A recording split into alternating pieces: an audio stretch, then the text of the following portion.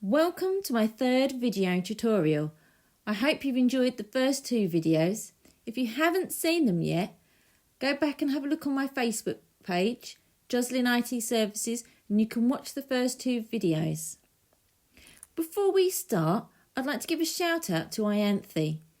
Thank you for your comments. I really enjoyed looking at your animation. If anybody else would like a shout out, please leave me a comment below the video. Well then, let's start because I've got something I want to show you.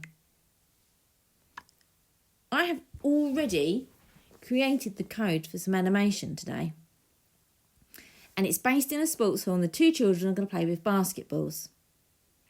So I've got a child 1 and child 2. Now when I dragged those sprites in, they both had the same name. And when I dragged the basketballs in, they both had the same name and it got really confusing. So what I did is I renamed them. So I know that basketball 2 belongs to child 2 and therefore basketball 1 belongs to child 1. I'm going to quickly show you how to rename your sprites because when you might make your animation, you might have lots of basketballs bouncing around and then it might get really confusing. So tap on the sprite. Remember that paintbrush? We're going to tap on that. And up the top here, it's got the name. So you can tap in here, type the name you want, and then when you're happy, tap on the tick. So I said we were going to look at two very similar types of code. And they're called loop and repeat. We're going to look at the first piece of code that I've made. So remember, when we start our code, we always need our yellow trigger block to tell the code, to trigger the code to work. So we've got, when I tap the green flag, the basketball is going to go down 3 out of the boy's hand and then back up 3. And then I've got this new block on the end. This red trigger block is a repeat one. And it will repeat the code forever. So let's just tap that and see if it does exactly what we think. So yeah, it's going to play those two motions up and down and it will repeat it forever. It will go on and on and on and on until I tap on the red shape at the top. Okay, let's stop that. Let's reset our sprite. So this was the repeat code. Next we're going to look at loop. Now you might want to use a loop if you don't want something to repeat forever. So let's start our code with, do you remember what colour block our code starts with? Yep, it starts with a yellow trigger code block. So this time I think I'm going to go with, when I tap my sprite, then it's going to have a motion. It's going to go down, and to get to the ground, that needs to be 3 steps.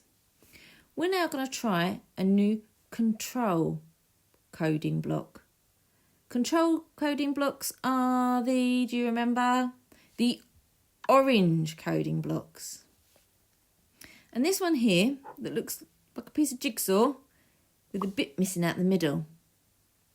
And what this piece of code is a repeat. So repeat it again and again.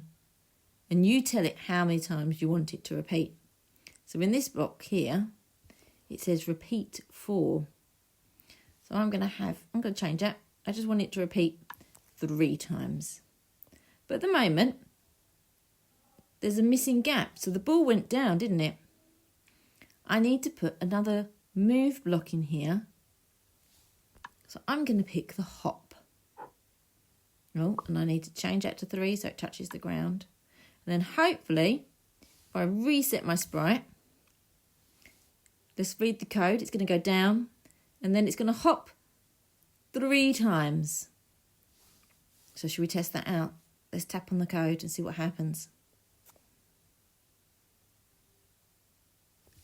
There we go, done. So that's the difference between using a loop and using a repeat. Now don't forget to be really careful. Make it nice and clear. We always need to put our end block on. So I also talked about using making kind of a string of blocks to make some code. Especially if you want to get a little bit more complex in how you want your sprites to move around the page. I've even recorded a little sound on the end for us as well. Because remember, we learnt that in our last video.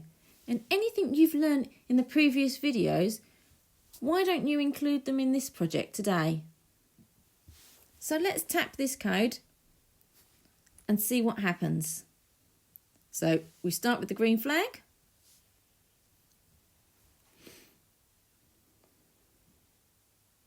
Yay!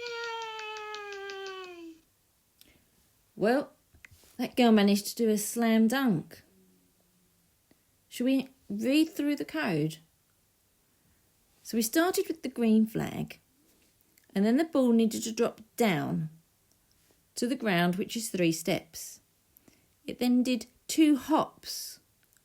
Now I couldn't use a repeat or a loop back like we just learned, because if you look at the numbers at the bottom, they loop to different heights. Let me show you. So let's tap that flag and watch what happens. Can we see? What I wanted it to do is like the ball was bouncing higher. Like when you bounce a ball, it gets higher and higher.